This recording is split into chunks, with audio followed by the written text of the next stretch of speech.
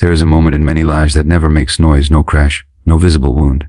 Just a slow internal collapse that happens while the world keeps asking you to be kind, patient, understanding. Especially if you are an empath, someone who learned early that love meant attunement, that safety meant reading the room, that belonging depended on how well you could carry other people's emotions without dropping them. This sermon is not about becoming cold or cruel. It's about what happens when a deeply feeling person is pushed past the limits of their nervous system, when care turns into survival, when softness hardens not by choice but by necessity.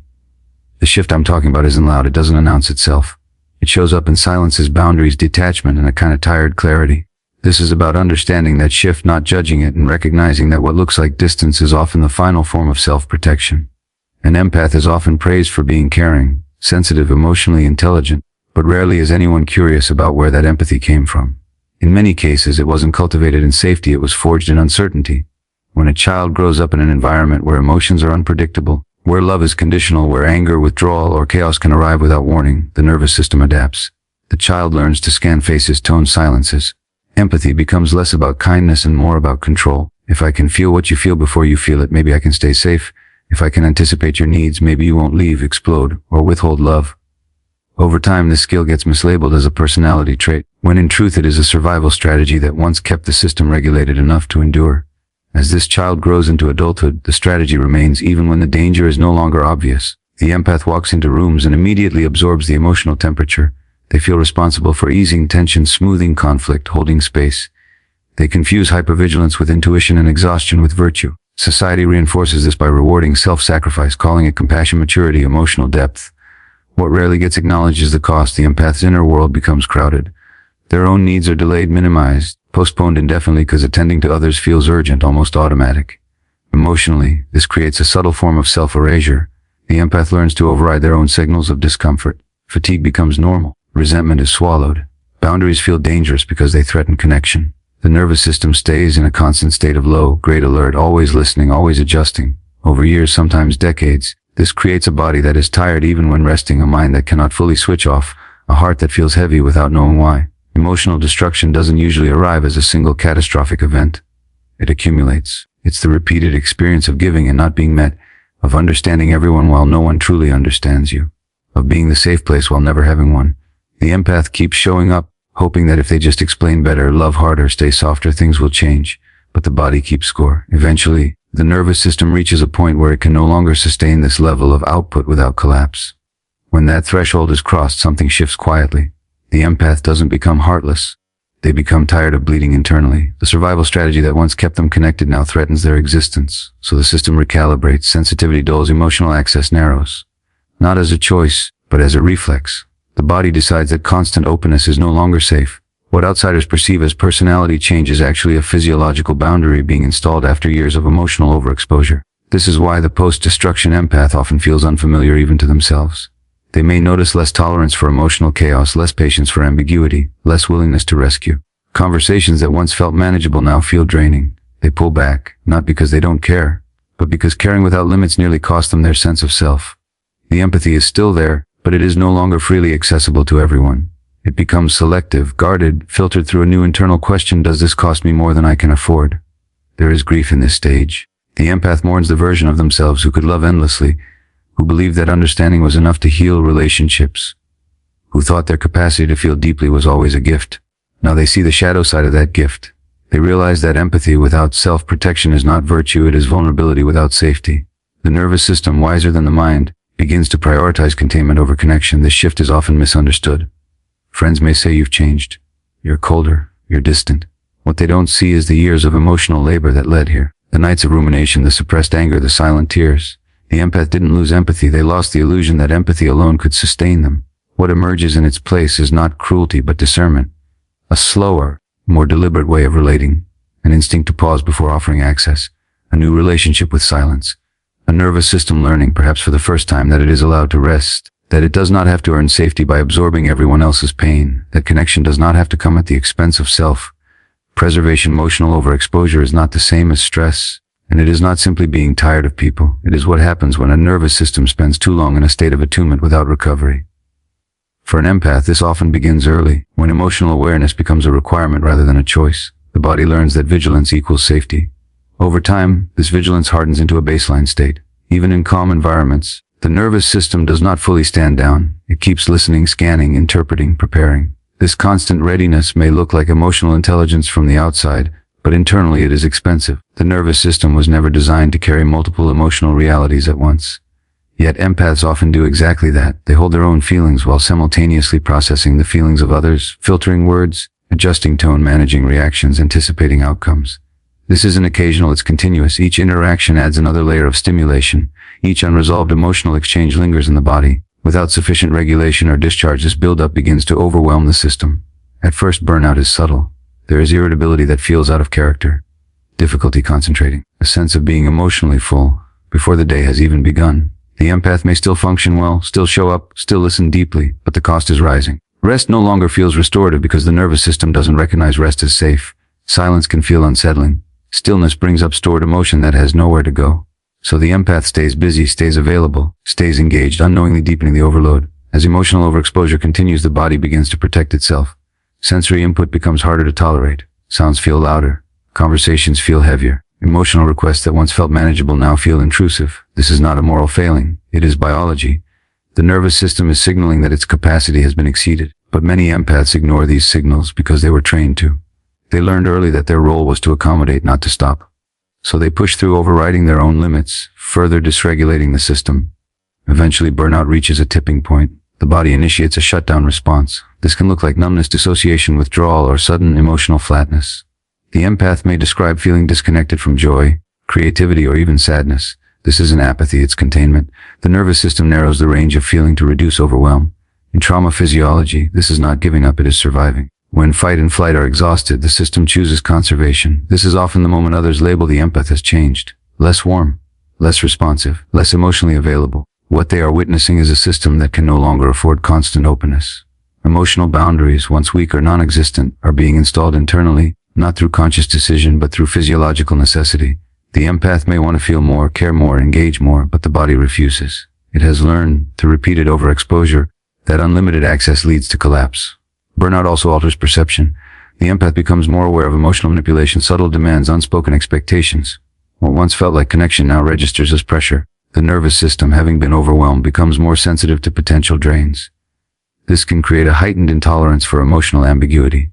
The empath no longer wants to guess what someone needs or feels. They no longer want to decode silence or carry unresolved tension. Clarity becomes soothing. Simplicity feels like relief. There is often guilt during this phase. The empath may feel they are failing at being who they used to be. They may try to force themselves back into old patterns of availability, only to feel even more depleted.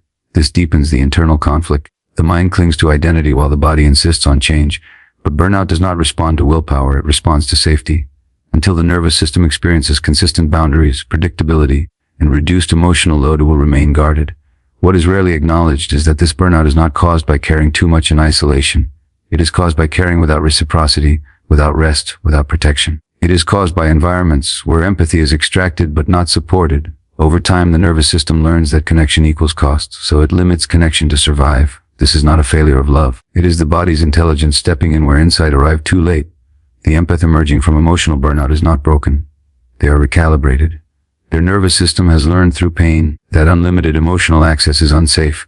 The quiet shift that follows is not about becoming less human. It is about becoming sustainable. The system begins to favor depth over breadth, presence over performance, fewer connections with clearer edges. Emotional energy, once scattered, becomes guarded not out of bitterness but out of the instinct to remain intact. When compassion turns into self-abandonment, it rarely announces itself. It disguises itself as maturity, patience, spiritual growth, emotional intelligence. The empath tells themselves they are being understanding, that other people are doing the best they can, that conflict is unnecessary, that their own discomfort is temporary or unimportant. Slowly, almost invisibly, their inner signals are overridden. Hunger, fatigue, anger, sadness, the need for reassurance, the need for rest. All of it gets postponed in service of keeping the emotional environment stable. Self-abandonment begins the moment an empath learns that their needs complicate relationships. Perhaps expressing anger led to withdrawal. Perhaps asking for comfort was met with dismissal. Perhaps being fully themselves disrupted the emotional balance of the household. So they adapt. They learn to translate their feelings into something more acceptable or to silence them altogether. Compassion becomes the tool that allows this silencing to feel virtuous rather than painful. They don't say no. They don't interrupt. They don't confront. They absorb. Over time, the empath develops a reflexive focus on others. In any interaction, attention moves outward. What do you need? How are you feeling? What can I do to make this easier? Their own internal landscape becomes background noise. They may struggle to answer simple questions about what they want or how they feel, not because they don't have feelings, but because they were trained not to prioritize them. Their sense of self becomes diffuse, defined more by responsiveness than by authenticity. This pattern is often reinforced by relationships that benefit from it. People feel safe with the empath, understood, held, rarely challenged. The empath becomes indispensable, yet strangely unseen. Their value lies in their availability, not their boundaries. When they do attempt to assert a need, it can be met with confusion, resistance, or guilt-inducing reactions. This teaches the nervous system a powerful lesson: self-expression risks connection. So compassion tightens its grip and self-abandonment deepens. There is a physiological cost to this. Each time the empath ignores a bodily signal, the nervous system learns that its messages are irrelevant. This erodes trust between the mind and the body. Stress hormones remain elevated. Tension becomes chronic. Emotional suppression does not disappear, it relocates into the body. Headaches, digestive issues, fatigue, unexplained aches, these are often the language of unmet needs trying to be heard. Eventually, something breaks, not dramatically but decisively. The empath reaches a point where continuing to abandon themselves becomes more painful than risking disconnection. This may be triggered by a betrayal, a loss, a health issue, or simply cumulative exhaustion. Compassion, once limitless, begins to feel heavy. The empath notices resentment surfacing, not because they are unkind, but because they have been absent from their own life for too long. This is the moment many empaths misinterpret as becoming selfish or cold. In reality, it is the nervous system reclaiming territory. The internal voice grows louder. Discomfort is no longer so easily dismissed. The empath may feel clumsy expressing needs, awkward setting boundaries, unsure of who they are without constant accommodation. There can be grief for the identity built around selflessness. But beneath that grief is a quiet relief. Compassion that costs the self is not compassion. It is compliance born of fear. True compassion includes the self as a legitimate recipient of care. When the empath begins to understand this, their relationships start to shift. Some connections fall away, unable to survive the presence of boundaries. Others deepen, finally meeting the empath as a whole person rather than a service. The quiet personality shift that follows is rooted in this realization. The empath no longer confuses endurance with love. They stop explaining their limits. They stop earning rest through exhaustion. They begin to notice when empathy is being used as an access point rather than an exchange. This does not mean they care less. It means they care differently, with awareness, with selectivity, with an emerging loyalty to their own inner experience. What replaces self-abandonment is not rigidity but groundedness. The empath learns to pause before responding, to check inward before reaching outward. Compassion becomes a choice rather than a reflex. And in that choice, the self finally has a seat at the table. The death of naivety is not the loss of innocence, it is the loss of illusion. For an empath, this can feel particularly destabilizing because so much of their identity was built on the belief that understanding, patience, and love would eventually be met with the same depth they were offering. Naivety here is not stupidity, it is hope without protection. It is the assumption that emotional honesty invites reciprocity, that explaining oneself leads to being understood, that enduring long enough will change the dynamic. For a long time, the empath interprets discomfort as something to work through rather than something to pay attention to. Red flags are reframed as wounds. Harmful behavior is contextualized rather than confronted. The empath sees potential where there is pattern. This is not denial, it is a relational strategy learned early. If you grow up needing to preserve connection at all costs, you learn to believe in people beyond the evidence, because the alternative feels too dangerous. The moment naivety dies is often quiet. It arrives not with anger but with clarity. The empath notices that the same conversations keep happening. The same apologies are offered without change. The same emotional labor is expected without acknowledgement. There is a sudden, sobering recognition: empathy does not automatically inspire responsibility in others. Some people receive care without ever intending to reciprocate it. Some relationships are structured around extraction, not mutuality. This realization can feel like a betrayal of one's own values. The empath may resist it, telling themselves they are becoming cynical or hardened. But discernment is not cynicism. Discernment is the capacity to see clearly without the compulsion to rescue. It is the understanding that compassion does not require proximity, and that access is not the same as care. As discernment develops, the empath begins to trust patterns over promises. Words carry less weight than behavior. Emotional intensity is no longer mistaken for depth. They stop confusing familiarity with safety. This can feel lonely at first. The empath realizes that many of their connections were maintained through tolerance rather than alignment. Letting go of naivety means letting go of roles that once provided belonging. There is grief here, but also empowerment. The empath no longer feels obligated to interpret or soften harmful behavior. They stop overfunctioning emotionally. They recognize that some people are not incapable of change, but unwilling. This distinction is crucial. It frees the empath from the exhausting loop of trying harder in the hope that effort will be met. Discernment also changes how the empath sees themselves. They begin to acknowledge their own limits as legitimate rather than selfish. They understand that being able to endure does not mean they should. They no longer romanticize their capacity to absorb pain. Instead, they respect it enough to protect it. This shift does not eliminate empathy, it refines it. The empath becomes more selective about where they invest emotional energy. They ask different internal questions. Is this connection reciprocal? Is my presence required or merely convenient? Am I choosing this or repeating something familiar? These questions create space between impulse and action, allowing the nervous system to respond rather than react. The birth of discernment often makes the empath quieter, not withdrawn but less performative. They speak when it matters. They listen without losing themselves. They stop explaining their boundaries because discernment does not seek validation, it seeks coherence. What emerges after the death of naivety is a grounded form of wisdom. The empath understands that love without clarity becomes self-erasure and clarity without empathy becomes rigidity. Discernment is the bridge between the two.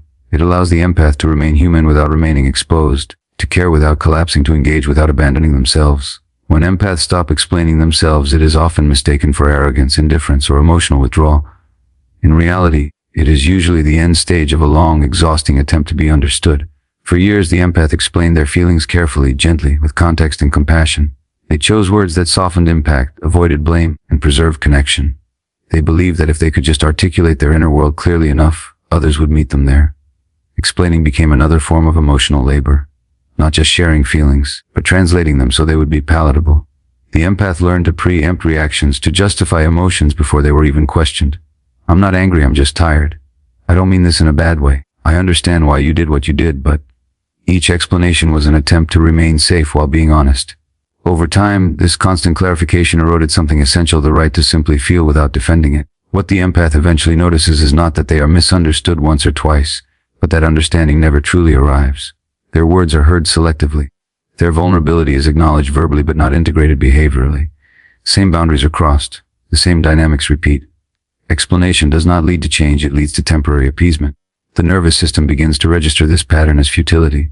At some point, the empath realizes that explaining themselves has become a way of negotiating their own legitimacy. They are asking for permission to have needs, limits, reactions. This is an unbearable position to stay in long term.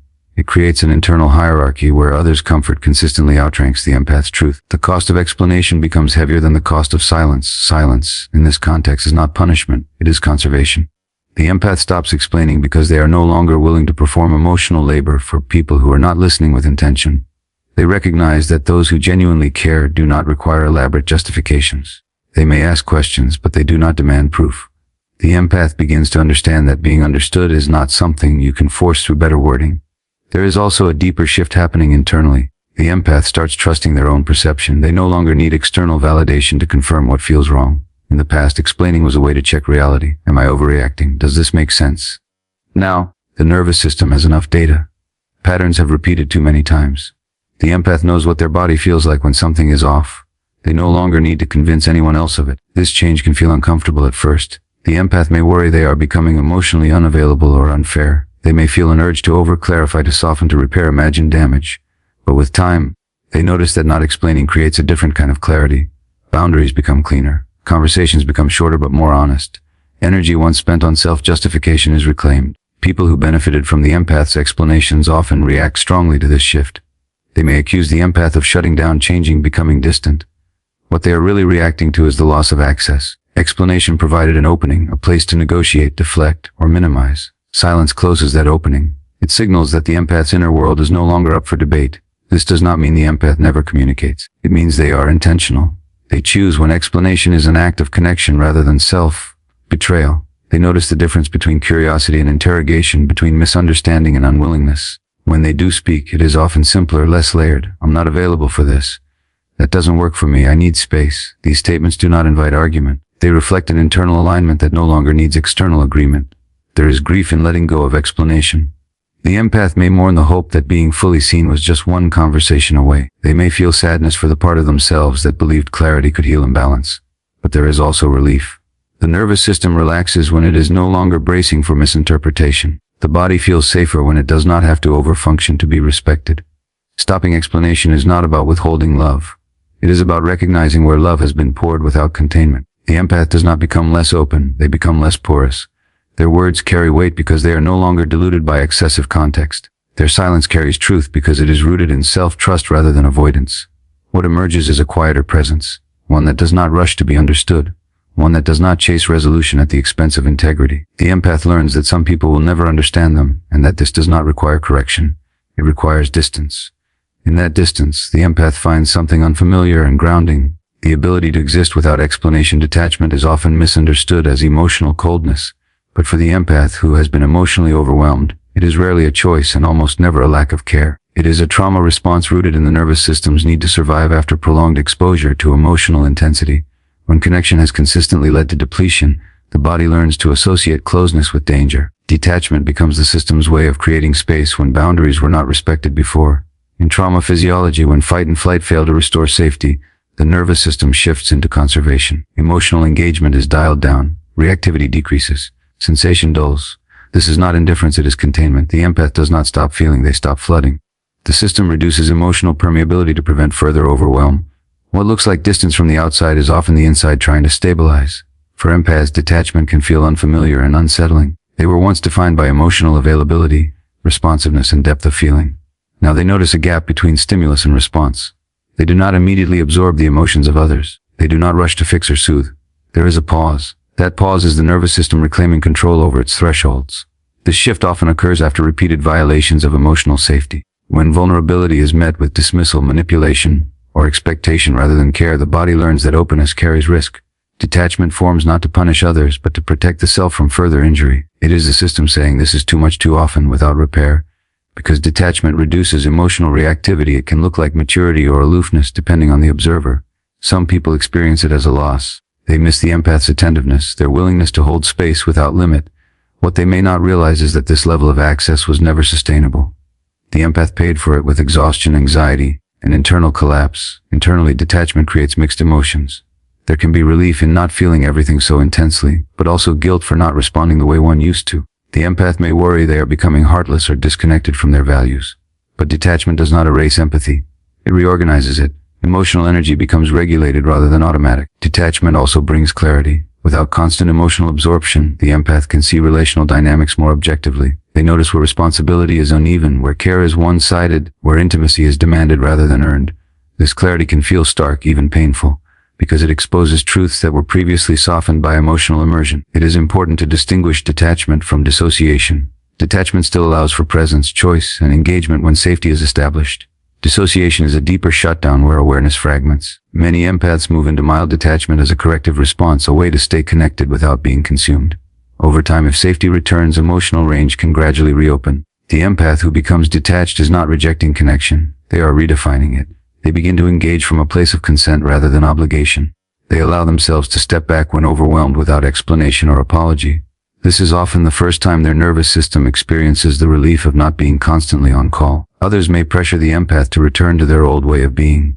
They may interpret detachment as withholding or punishment. But detachment is not something that can be argued away. It is not a mindset. It is a boundary encoded in the body. Until safety is restored, the system will maintain distance. Over time, detachment can soften into something more nuanced.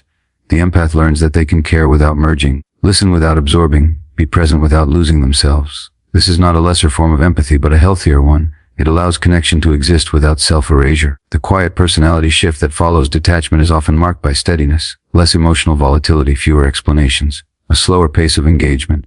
The empath becomes harder to provoke, not because they are numb, but because they are no longer wired to respond to every emotional signal as a call to action.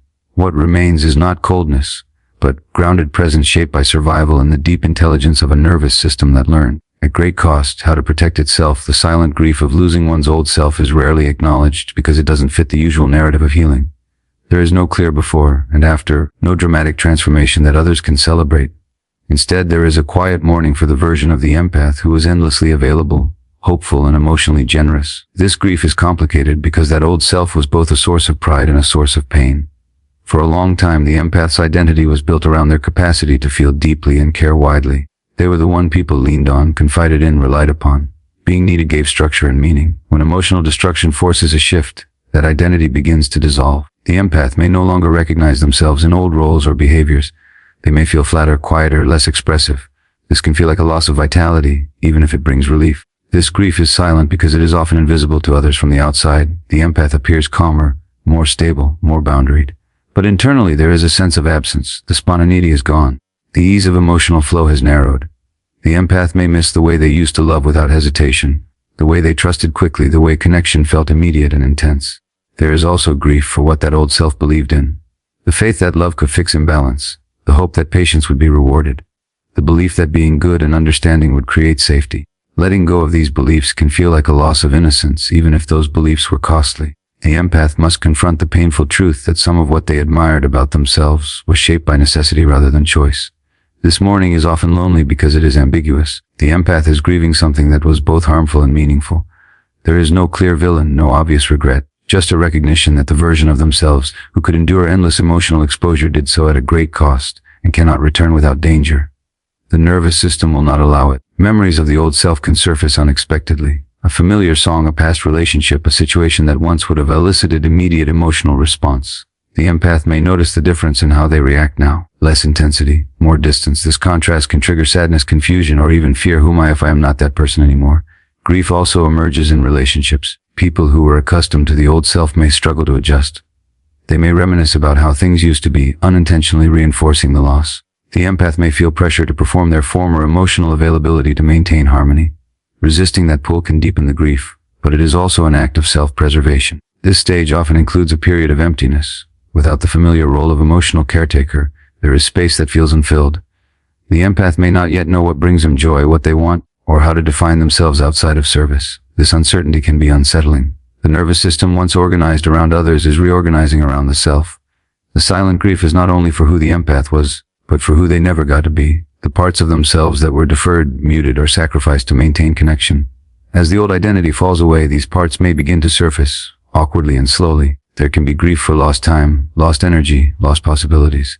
Yet this grief is not a sign of regression, it is a sign of integration. Mourning allows the empath to honor the role the old self played in survival without being bound to it. It creates space for compassion toward oneself, not just toward others. The empath learns that it is possible to grieve a version of oneself and still move forward. The quiet personality shift continues through this mourning. The empath becomes more inwardly anchored, less defined by reaction, more by intention. The emotional range may feel narrower, but it is more stable. What remains is not the old self, but something emerging from the ashes of overexposures, a self that can exist without constant output, a self that does not need to be needed to be worthy, a self shaped not by endless giving, but by the slow, deliberate process of reclaiming presence and dignity. Reclaiming power without losing humanity is the final and most misunderstood phase of the empath's transformation. Power for a long time felt dangerous. It was associated with dominance, control, or the ability to hurt, so the empath learned to stay soft, flexible, accommodating. Power was outsourced to others in the hope that love and understanding would keep them safe. When emotional destruction forces a reckoning, the empath begins to realize that the absence of power did not protect their humanity, it endangered it. Reclaiming power does not mean becoming hardened or emotionally unavailable. It means restoring agency to the nervous system. The empath begins to notice choice where there was once compulsion. They pause before responding.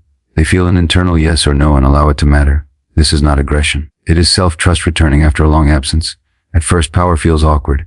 The empath may associate boundaries with guilt, clarity with conflict, firmness with rejection. They may overcorrect, becoming overly rigid or withdrawn as they test new limits. This is a normal part of learning. The nervous system is recalibrating after years of prioritizing external harmony over internal truth.